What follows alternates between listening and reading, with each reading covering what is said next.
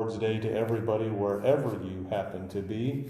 I'm grateful that you could join us as we look in Holy Scripture to Matthew chapter 9. Matthew chapter 9, I'm going to pick things up where we left off a week ago. But in chapter 39, chapter 9, verse 35, Then Jesus went about all the cities and villages, teaching in their synagogues and proclaiming the good news of the kingdom. Remember his message? And curing every disease and every sickness. When he saw the crowds, he had compassion on them, because they were harassed and helpless, like sheep without a shepherd. Then he said to his disciples, "The harvest is plentiful, but the laborers are few. Therefore ask the Lord of the harvest to send out laborers into his harvest." It's amazing. Everywhere you look, there are people that are lost and they need help. And we need people to go out and do it. So what does he do? He calls the 12 disciples. Then Jesus summoned his 12 disciples and gave them authority over unclean spirits to cast them out and to cure every disease and every sickness.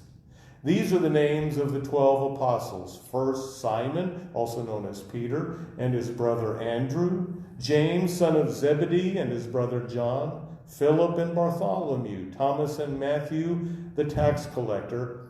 He gets to put his job in because he actually wrote the book. I don't know if you ever thought about that. But it was very common in those days, if you were the author of something, you would put in something a little extra whenever you talked about yourself. John kind of does it in his, and Matthew mentions his job here. James, son of Alphaeus and Thaddeus, Simon the Canaanian, and Judas Iscariot, the one who betrayed him. To have my name in the Bible, but listed as the one who betrayed Jesus. So what does he do? Of course, we start out, with the Christmas story, the Jesus birth and everything. And his ministry begins. And he starts out with the Sermon on the Mount. And he explains to us, what does it mean to be a follower of Jesus? What is it that you think? What is it that you feel? What do you do? What does it look like to be a follower of Jesus? And he explains it in wonderful detail, why it is when anybody ever says, what does it mean to you to be a Christian? To try to be a godly person. What does that mean? I go to the Sermon on the Mount. Jesus begins by explaining it in the most amazing and wonderful way. What I should think, what I should feel, what I should do. He lays it all out. And then what happens? He begins to go from town to town, and he shows us what to do. He heals who? The people he likes? The people that sound and look like him? The people that eat the same food, listen to the same music? He goes to everybody. And he heals which diseases and which illnesses? Do you catch that? Every single one. Everything he encounters, he does everything he can to bring about healing. There are actually a couple places in the Gospels where he's not able to heal, but we'll do that another day. But for our purposes here, everybody he meets, every kind of issue he deals with, he heals them. And so he explains it, he has demonstrated it, and then he says what?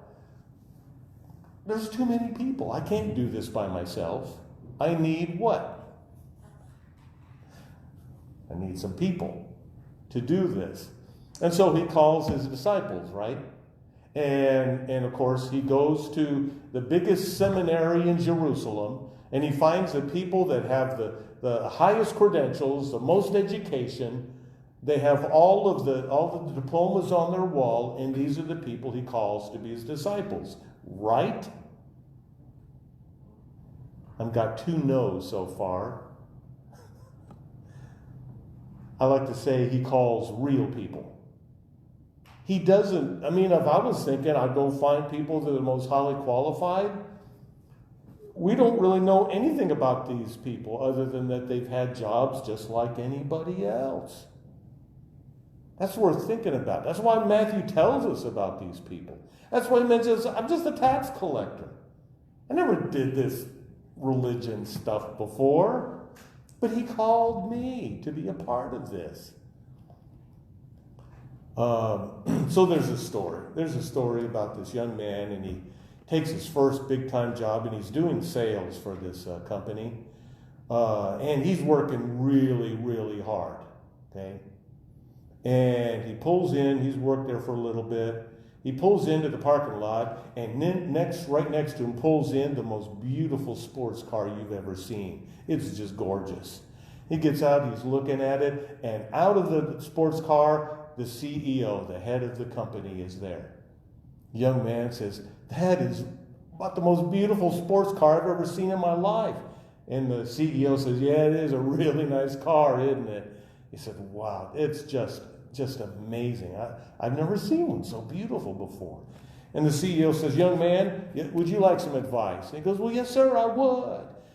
He said, I know that you're working really hard, but if you work extra hard, if you put in extra hours beyond what we ask you to do, if you really work really, really hard, and you meet all of those crushing sales goals that we have put on you, if you keep doing this day after day, week after month, in about a year, I'll be able to buy another one. Okay, for those of you that have never worked in a place where the people in charge took advantage of the people at the bottom, that may not really be very humorous to you. But for those of us, I've had more jobs than I can count. I've probably been fired from more jobs than you've ever had. And there was a time when if you went to work for a company, people often thought, I'm going to spend my life with these people because I'm going to give them essentially my life, and they're going to take care of me. But if you talk to young people finishing college right now, a lot of them don't have that kind of vision for their career. The assumption is, I'm going to work for this company, but they're not going to take care of me, so I'm going to have to move up by going to another company, and so on and so forth. And so there's a lot of mistrust when it comes to working for companies anymore. And I've worked in places where you saw people doing everything they could to find someplace else to go because they knew it had been demonstrated that they would have nobody would have any future for here because there were other things more important than the people. And why do I mention this? Here Jesus is, he's getting his business started, his company, right? And he's not high and lifted up in upper reaches where nobody ever really sees him. But he does what? He first explains everything you're going to have to do, and then he does it in front of you. You ever had a job where you worked with the boss? I've had a few jobs where I worked right next to the boss, and I loved the job. It was great. They had a great attitude. If I ever had a question about something, they would help me figure it out, and on we would go. And I think, Jesus is like the best boss of all time. Because before you even think of doing the job, he's already doing it. He's showing us exactly how to do it. And we kind of get in trouble because Jesus goes here and he heals somebody. And then he goes over here and he heals somebody else of something amazing. And we keep going, go, Jesus, go. He says, I'm not just doing this to get cheers from you. I'm trying to show you what I'm calling you to be. It's our turn now. And he does everything he can. And of course, we find out that as they go out into the world, he is going to go right along with them every step of the way. And he points out to them how we have there's this desperate need out here. And I desperately need you. I got a letter the other day from the Pennsylvania Turnpike. Anybody ever receive a letter from the Pennsylvania Turnpike? Me neither. I thought, what in the world is this? And I open up, and as I'm opening up, I'm thinking, you know what?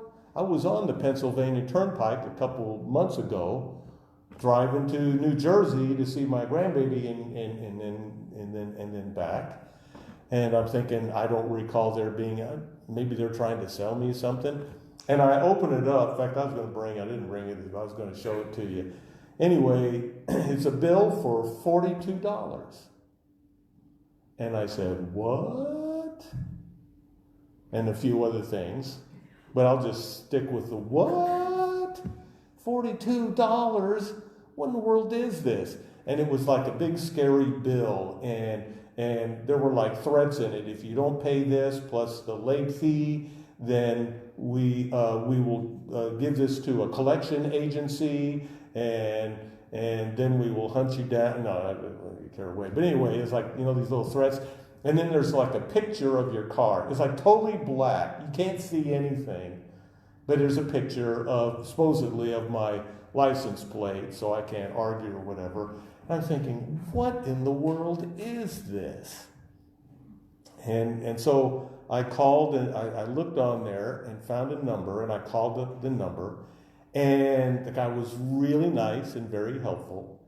And I said, I have no idea what this is, because when I drove, I did everything. I stopped at the places where they asked for money, gave them money. There were other places where the sign said just drive on through, and there was nobody in the booth. You just drive right on through. And I thought, well, this is really nice of them. Apparently they were taking my picture as I go through, right? And so they send me this, and I'm thinking, $42? What is, and so I said, I've never seen anything like this. I don't know what it is. In fact, it was last year that I was, doing this. He said, well, all you need to do is sign up for Easy Pass. You know what Easy Pass is?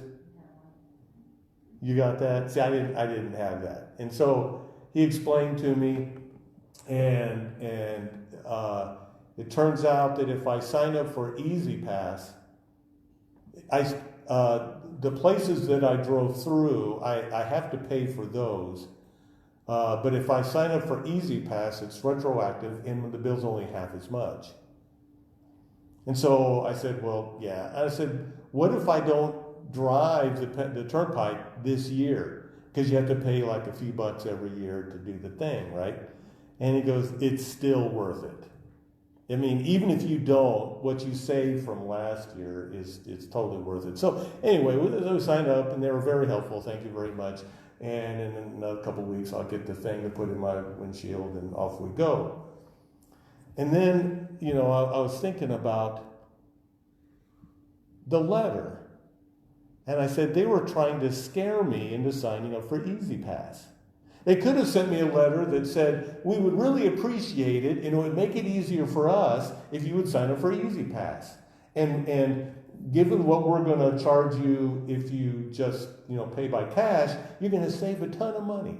So help us help you. But no, they send this big, scary letter, and I'm thinking they're doing that to everybody that doesn't, like me, doesn't know any better. They just pay whenever you have to pull over. And I'm thinking, why can't we be nice about this?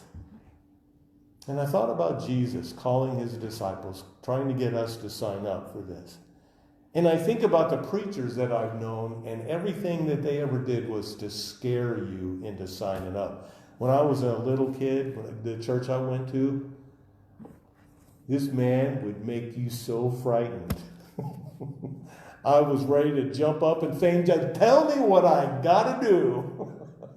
Because I have never been more scared in my entire life than hearing you talk about what happens to people that don't sign up for Jesus' plan here. And it wasn't until I got older that I began to think about how Jesus calls his disciples and how he calls you and me. And he doesn't do it like that. But it's like a sense, it's like he so desperately wants to help the people that are lost. For those that are beginning to get with the program, beginning to understand it, he said, how do you not sign up for this? And again, I step back and I think, what an amazing example in ways that I never really thought of before. The way he even calls his disciples. This morning when I came in, I was looking at the painting over there, the famous painting, the disciples in there. observing the Passover. And whenever I've seen paintings of the disciples or stories about disciples, we try to make it like they're somehow superhumans with super abilities. And you read about the things. And they did some amazing and wonderful things, and they also did things for which they are ashamed, I think. Really, really ashamed. But it turns out that they were like you and me, and we become motivated by people that maybe before we didn't care for at all or didn't even like, but somehow we begin to see that they were created by the hand of God and are in desperate need. Anybody ever buy movies? I love good movies. I bought one the other day, and the title of the movie, and I bet nobody's ever heard of it, but the title is Six String Samurai. Anybody? It came out in 1998. It's kind of a goofy comedy about this young fella, and he's crossing the desert with his guitar.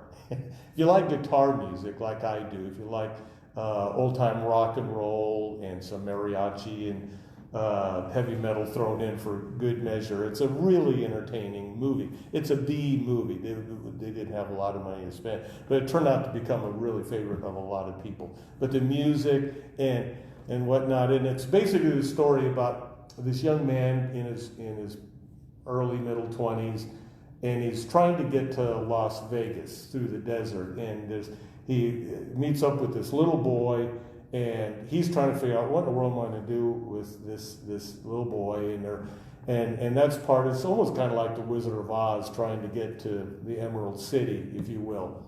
And I'd like to buy it, and I bought it. I just got a copy, and I watched it, and I'd seen it once before.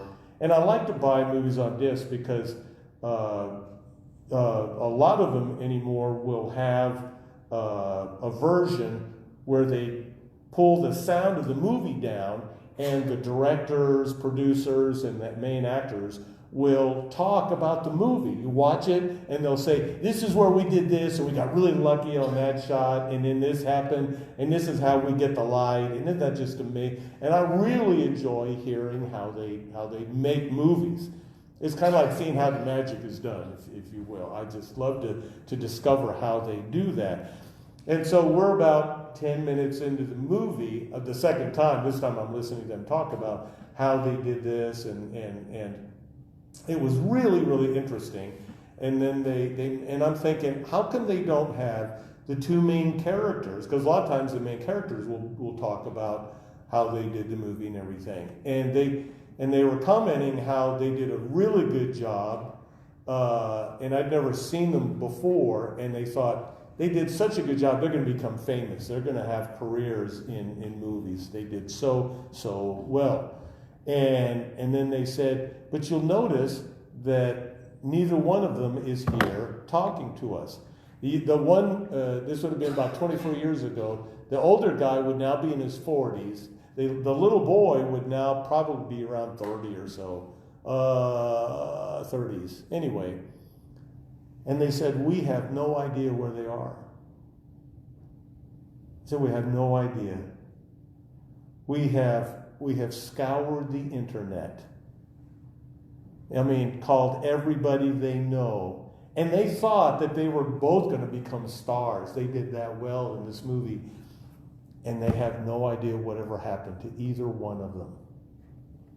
I thought, in this day and time, there you are, stars in a movie, and you can then get to the point where nobody has any idea where you are. And so they did the thing, the commentary, without them. I thought, that's amazing. These two were famous. Just over 20 years ago, they were famous. And now nobody had any idea where they are, or if they even exist anymore.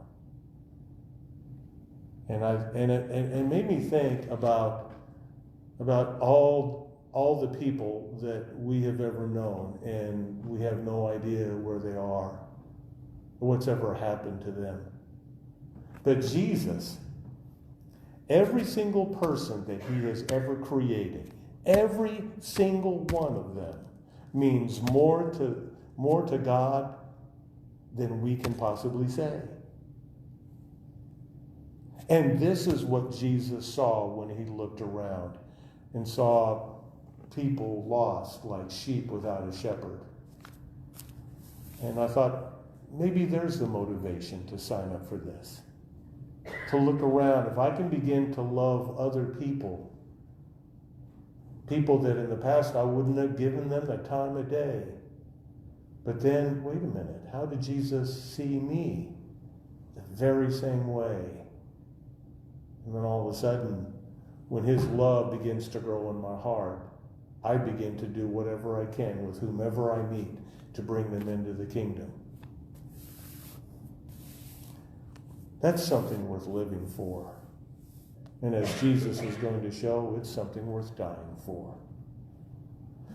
Heavenly Father, you have called us to bring about your kingdom on this earth right now. We thank you for explaining it. We thank you for showing us how to do it. We pray that you would give us now the courage and the love to make this happen in Jesus' wonderful name. Amen. Luann, what number can we sing to close out our service? Well, I've got Rock of Ages, page 361. Okay, let's turn to that number, and God bless all of you wherever you are on this day, and I hope you have a great Lord's Day and a wonderful week, and we'll see you again soon. Bye for now.